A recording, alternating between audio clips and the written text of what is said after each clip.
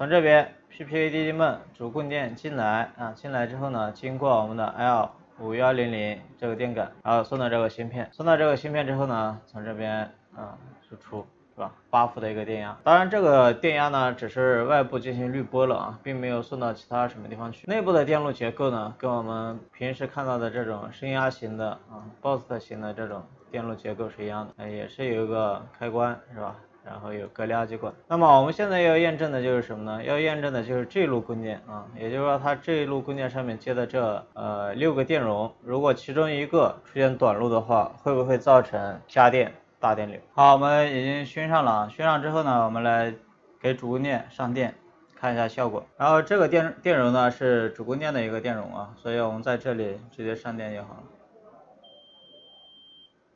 好，我们发现这个电感快速容吸，然后这个振动马达驱动芯片呢，左上角呢也是快速容吸。好，这就是它的这个负载短路之后的一个后果。